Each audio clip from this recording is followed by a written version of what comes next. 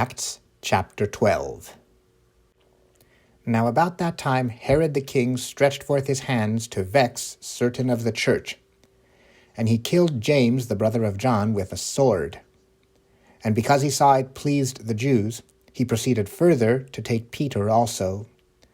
Then were the days of unleavened bread. And when he had apprehended him, he put him in prison and delivered him to 4 quaternions of soldiers to keep him, intending after Easter to bring him forth to the people. Peter therefore was kept in prison, but prayer was made without ceasing of the church unto God for him. And when Herod would have brought him forth, the same night Peter was sleeping between 2 soldiers, bound with 2 chains. And the keepers before the door kept the prison. And behold, the angel of the Lord came upon him, and a light shined in the prison.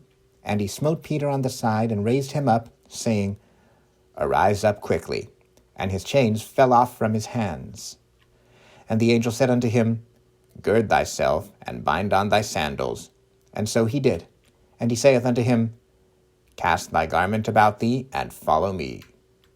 And he went out and followed him, and wist not that it was true which was done by the angel, but thought he saw a vision.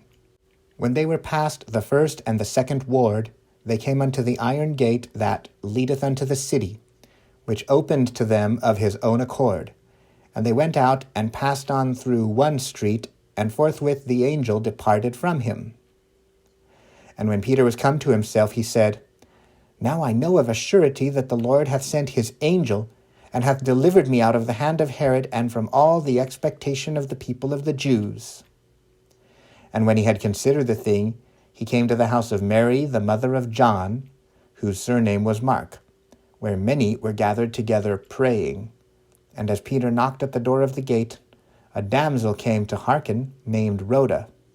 And when she knew Peter's voice, she opened not the gate for gladness, but ran in, and told how Peter stood before the gate. And they said unto her, Thou art mad. But she constantly affirmed that it was even so. Then said they, It is his angel. But Peter continued knocking, and when they had opened the door and saw him, they were astonished. But he, beckoning unto them with the hand to hold their peace, declared unto them how the Lord had brought him out of the prison. And he said, Go shew these things unto James and to the brethren. And he departed and went into another place. Now as soon as it was day, there was no small stir among the soldiers what was become of Peter. And when Herod had sought for him and found him not, he examined the keepers and commanded that they should be put to death. And he went down from Judea unto Caesarea, and there abode. And Herod was highly displeased with them of Tyre and Sidon, but they came with one accord to him, and having made Blastus the king's chamberlain their friend, desired peace, because their country was nourished by the king's country. And upon a set day Herod, arrayed in royal apparel, sat upon his throne, and made an oration unto them.